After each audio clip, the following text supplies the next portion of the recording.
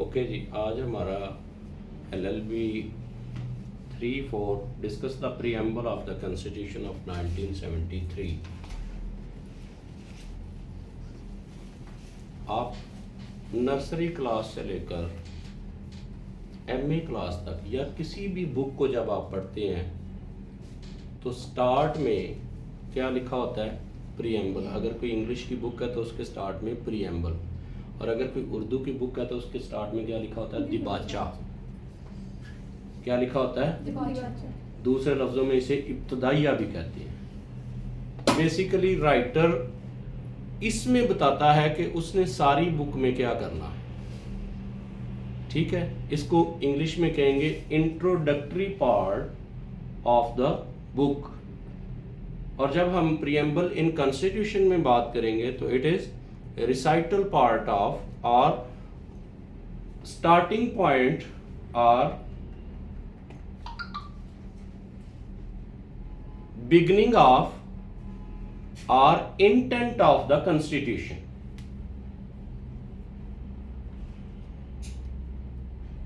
तो रिसाइटल इसके प्रीएम्बल के इंट्रोडक्शन की समझ आ गई है? जी सर।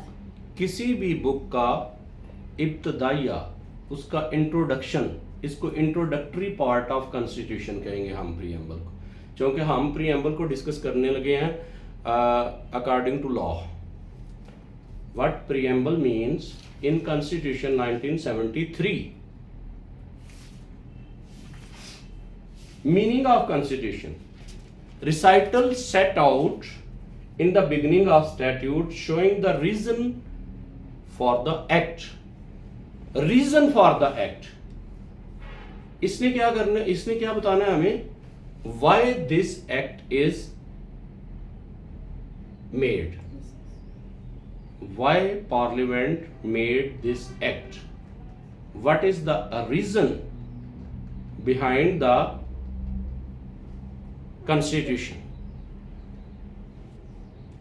नेक्स्ट आ गया जी प्रीएम्बल ऑफ द कॉन्स्टिट्यूशन। और कॉन्स्टिट्यूशन में, कॉन्स्टिट्यूशन की चूंकि आप जो डेफिनेशन है पहले याद भी कर चुके हैं, लिख भी चुके हैं। LLB पार्ट 2 में पॉलिटिकल साइंस में बड़ी अच्छी कॉन्स्टिट्यूशन की डेफिनेशन लिखी हुई है। कॉन्स्टिट्यूशन क्या है? बेसिकली कॉन्स्टिट्यूशन है principles, laws, rules and regulations which are set how to conduct the day-to-day affairs of the state, structure of different institutions like parliament, prime minister house, president house and other executive bodies and judiciary।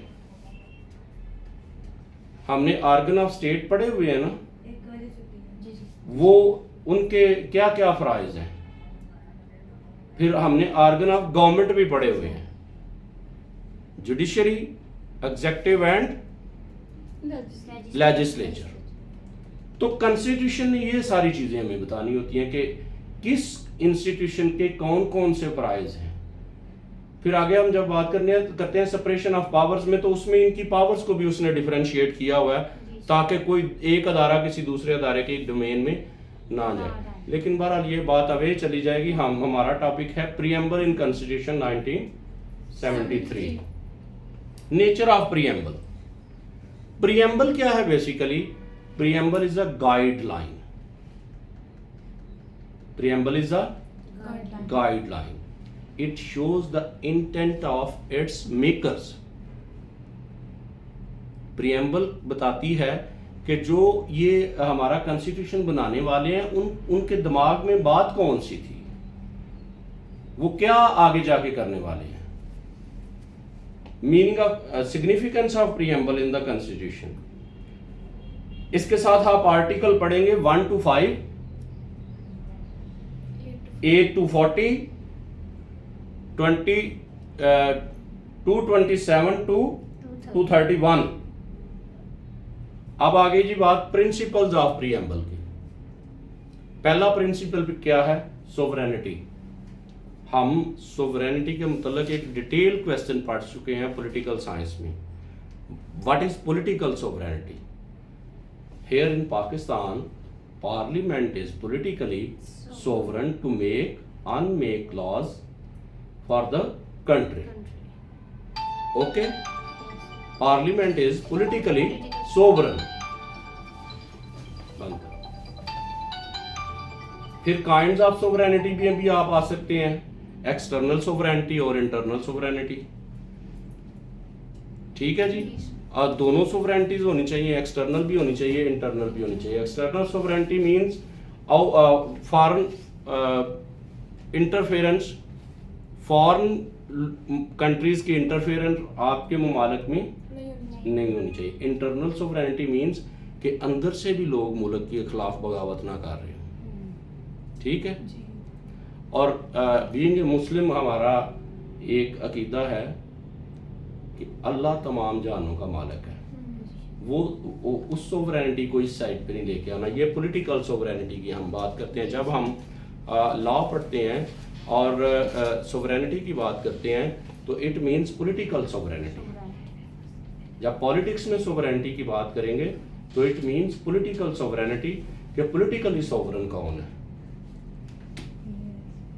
Federation, इसका दूसरा principal है preamble का, federation. Pakistan must be a federation state with autonomous units. देखो बच्चों, autonomous units कौन से होते हैं? प्रोविंसेस, खुद मुख्तार यूनिट्स, जैसे पंजाब, सिंध, केपीके, बलूचिस्तान और गिलगित बल्तिस्तान। ये क्या है? ये ऑटोनोमस यूनिट्स हैं पाकिस्तान के। और इन सब का कनेक्शन कहाँ पे जाके होता है? फेडरेशन में, इस्लामाबाद होता है जाके। ठीक है जी, बात की समझ आ गई। पाकिस्तान में कौन सी फॉर्म ऑफ गवर्नमेंट होगी? Federal form of government. Democracy, democracy में इब्राहिम लिंकन की एक डेफिनेशन, बिल्कुल इजी डेफिनेशन है, वो याद कर लें। Government of the people, for the people and by the people. Democracy क्या है? वो क्या प्रीएम्बल हमारी कहती है कि पाकिस्तान में कौन सी फॉर्म ऑफ गवर्नमेंट होगी? डेमोक्रेटिक फॉर्म ऑफ गवर्नमेंट होगी, लोगों की गवर्नमेंट होगी। ठीक है, लोगों के नुमाइंदे हुकूमत करेंगे। डेमोक्रेटिक स्टेट भी इसमें एक प्रिंसिपल है सेम, कि ये डेमोक्रेटिक स्टेट होगी, इसमें लोगों की जो हुकूमत है वो होगी और लोग ही करेंगे। लोग अपने नुमाइंदे इलेक्ट करेंगे और वही लोगों के लिए कवानीन बनाएंगे और वही अपने लोगों की जो दिलचस्पियां हैं, जो इंटरेस्ट है, जो मफादात हैं, उसको वो करेंगे, प्रेजेंट करेंगे। Form of government, federal character, parliamentary form of government. In parliament basically थोड़े से लफ्जों में बता देता हूँ। पार्लियामेंट्री फॉर्म ऑफ गवर्नमेंट जो है और democratic form presidential form of government जो है, पार्लियामेंट्री फॉर्म ऑफ गवर्नमेंट में प्राइम मिनिस्टर एग्जेक्टिव हेड होता है। हमने पढ़ा हुआ है गवर्नमेंट के आर्गन 3 हैं, उनमें से एक है एग्जेक्टिव, और एग्जेक्टिव हेड कौन होता है पार्लियामेंट्री फॉर्म ऑफ गवर्नमेंट में? Prime minister. और जो प्रेसिडेंट है वो नॉमिनल हेड होता है। ठीक हो गई बात। अब आ गई प्रेसिडेंशियल फॉर्म ऑफ गवर्नमेंट में प्रेसिडेंट एग्जेक्टिव हेड होता है। ठीक है, ज्यादा पावर्स किसके पास होती हैं? प्रेसिडेंट में। लेकिन पार्लियामेंट्री फॉर्म ऑफ गवर्नमेंट में ज्यादा पावर्स, जो एग्जेक्टिव पावर्स हैं, वो किसके पास होती हैं? प्राइम मिनिस्टर के पास होती हैं। तो हमारे मुल्क में कौन सा सिस्टम होगा? Form of government parliamentary form of government है हमारे मुल्क में। इसके बाद आ जाता है जी इस्लामिक इंजेक्शंस। इस्लामिक इंजेक्शंस को जब आपने पढ़ना है, सब लोग सुन ले जरा गौर से। आपके पास constitution of Pakistan 1973 major act with commentary होना चाहिए। ठीक है, जो आर्टिकल में साथ साथ आपको बताऊंगा कि ये फलां आर्टिकल में इसको डिस्कस किया गया हुआ है, वो आपने आर्टिकल आपके पास बुक हो, उसमें एक्सटेंसिव जो स्टूडेंट स्टडी करना चाहते हैं, जो कल कला को जुडिशरी में जाना चाहते हैं, वो एक्सटेंसिव स्टडी करें और उन आर्टिकल्स को वहाँ से विद कमेंट्री पढ़ेंगे। कहाँ से? Constitution of Pakistan 1973 with commentary book से। एम अजहर चौधरी की बुक है जो, वो ज़्यादा बेहतर है, मैं वो रिकमेंड करता हूँ। वो आप उसको आप चेक कर सकते हैं। इस्लामिक इंजेक्शंस आर्टिकल 31 आर्टिकल 31 कहता है कि मुल्क में ऐसे हालातों वाक़यात पैदा किए जाएंगे कि तमाम लोग अपनी ज़िंदगियां इस्लामिक वे के मुताबिक गुजार सकें। और सेकंड इसमें आर्टिकल है 227। 227 आर्टिकल ये कहता है कि मुल्क में कोई भी ऐसा कानून नहीं बनाया जाएगा जो कुरान इस्लाम के मुनाफी। और अगर कोई पार्लियामेंट इस तरह का कानून बनाती है तो जुडिशरी उसमें मुदाखलत करके उसको खत्म और अनल कैंसिल वगैरह कर सकती है। नेक्स्ट आ गया जी हमारा principle fundamental rights. Fundamental rights 8 to 28। Article 8 to 28। Article 8 to 28 में तमाम फंडामेंटल राइट्स जो हैं वो बता दिए गए हुए हैं, जैसे freedom of speech, freedom of movement, freedom of religion, equality of rights, equality of citizens वगैरह वगैरह। ये सारी चीज़ें फेयर ट्रायल ये बता दी गई हुई हैं। ठीक है जी, ये वहाँ से आप उसको डिटेल्ड डिस्कस कर सकते हैं, डिटेल्ड रीड कर सकते हैं, डिटेल्ड पढ़ सकते हैं। क्योंकि हमारा फंडामेंटल राइट्स टॉपिक नहीं है, ये माइनर टॉपिक है। मैंने आपको आर्टिकल बता दिए हैं, वो आर्टिकल आप वहाँ से जिसने एक्सटेंसिव रीडिंग करनी हो वो वहाँ से रीडिंग कर सकते हैं। नेक्स्ट हमारा है जी integrity of Pakistan.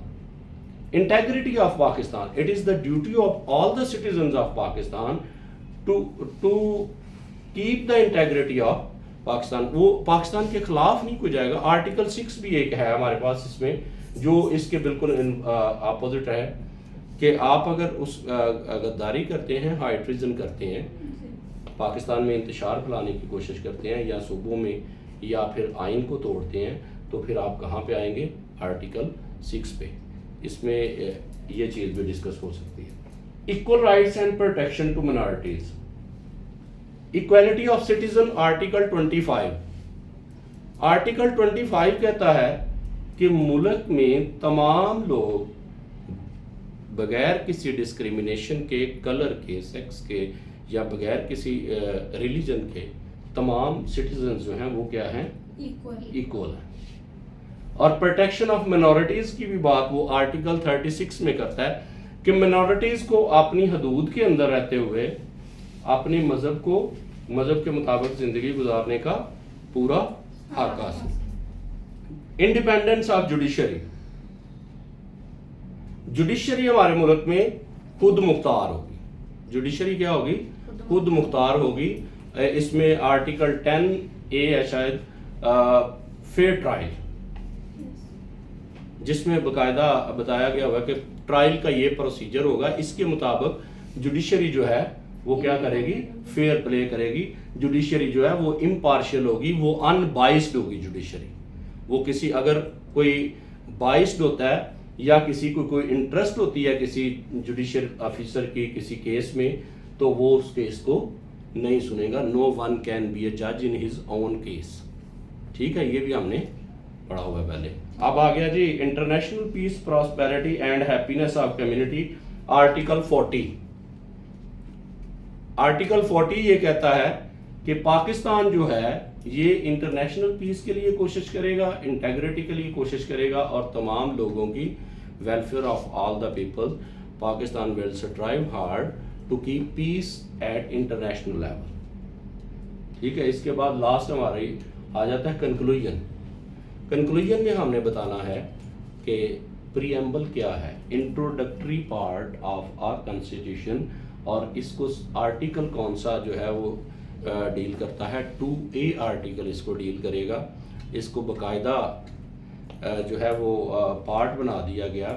2A means ए जिधर भी आएगा आर्टिकल में उसका मतलब है कि ये कॉन्स्टिट्यूशन बनने के बाद अमेंडमेंट की गई, अमेंडमेंट करके ये आर्टिकल इसमें शामिल किया गया हुआ है कॉन्स्टिट्यूशन में। तो प्रीएम्बल क्या है? Introductory part of the constitution. आज का हमारा जो क्वेश्चन है, question number 1, constitution of Pakistan 1973, ये सबको क्लियर हो गया जी? Yes sir. ओके जी, अल्लाह हाफ़िज़।